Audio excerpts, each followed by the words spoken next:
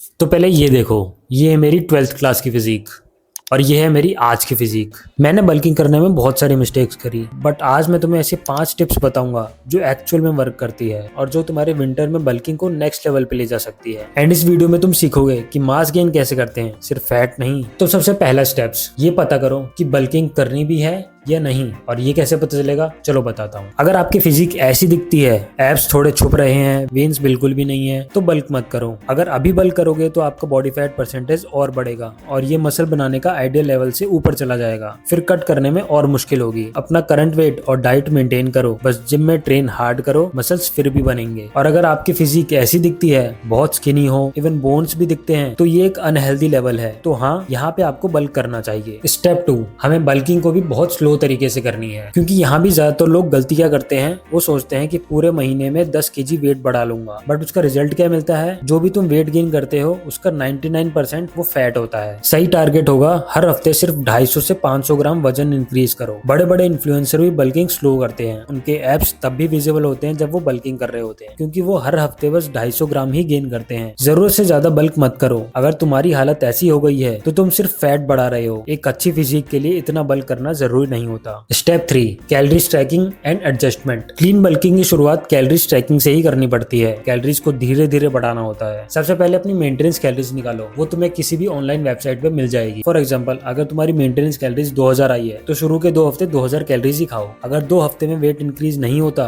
तो अगले 2 हफ्ते में 150 से 200 कैलोरीज इंक्रीज कर दो, मतलब टोटल 2200 कैलोरीज। जब वेट गेन हो रहा है तो कैलोरीज मत बढ़ाओ, कैलोरीज तभी बढ़ाओ जब तुम्हारा वेट बढ़ना रुक जाए। स्टेप 4, मैक्रोज एंड कैलोरीज का फॉर्मूला समझो, क्योंकि कैलोरीज को कैसे डिस्ट्रीब्यूट करना है ये भी बहुत जरूरी है मसल बनाने के लिए। जैसे प्रोटीन, जो सबसे इंपॉर्टेंट मैक्रोन्यूट्रिएंट है हमारी मसल बिल्डिंग के लिए, तो टारगेट रखो 1.8 से लेकर 2.2 ग्राम पर केजी ऑफ बॉडी वेट। ये नंबर मसल बनाने के लिए नॉन नेगोशिएबल है, मतलब इतना तो तुम्हें लेना ही पड़ेगा। फैट्स, जो हमारे हार्मोन हेल्थ को बैलेंस करता है, टोटल डेली कैलोरीज में से 15 से 20% कैलोरीज तुम्हारी फैट से आनी चाहिए। कार्ब्स, जो हमें through out the day energy देता है, हमारे वर्कआउट में एनर्जी देता है, तो बची हुई सारी कैलोरीज जो पूरी हमें कार्ब से करनी है, मतलब जो प्रोटीन और फैट से बच जाती हैं जो कैलोरीज, वो हमें कार्ब से कंप्लीट करनी है। ये तुम्हारी जिम परफॉर्मेंस के लिए जरूरी है और इस सिंपल फॉर्मूले को ट्रैक करना आज से स्टार्ट कर दो। Step number 5, act like a body builder, क्योंकि बहुत लोगों को अभी भी लगता है कि उन्हें डिसेंट फिजिक बनाने के लिए इतनी बड़ी बड़ी चीजें करना जरूरी नहीं है, जैसे अपना खाना वे करना डेली। तो ये माइंडसेट तुम्हें अभी खत्म करना पड़ेगा कि मैं हार्ड गेनर हूँ, मेरी बड़ी प्रॉब्लम है, मुझे भूख नहीं लगती, मेरा मेटाबॉलिज्म फास्ट है, मैं एक्टोमॉर्फ हूँ। ये सारे एक्सक्यूज देना बंद करो, प्रोफेशनल अप्रोच रखो। एक प्रोफेशनल बॉडी बिल्डर हमेशा आंसर ढूंढता है, ना कि प्रॉब्लम्स के पीछे भागता है। और इतनी ही दिक्कत है तो लिक्विड कैलोरीज यूज करो। हम माना कि ये उतनी प्रैक्टिकल नहीं है, बट अगर तुम कुछ भी नहीं खा पा रहे तो ये तो उससे बेटर ही है। जब भूख नहीं लगती तो खाने को पीना स्टार्ट करो, लिक्विड कैलोरीज तुम आसानी से कंज्यूम कर पाओगे। Step number 6,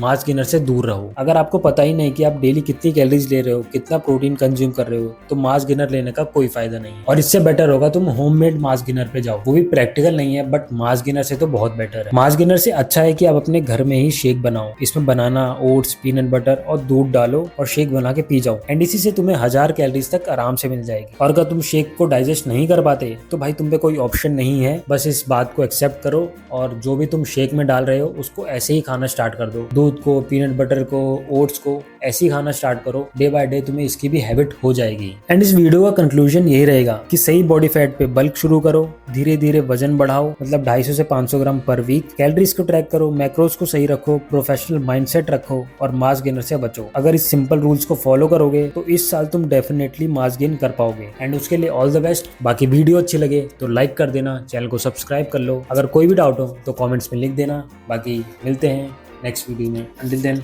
peace out.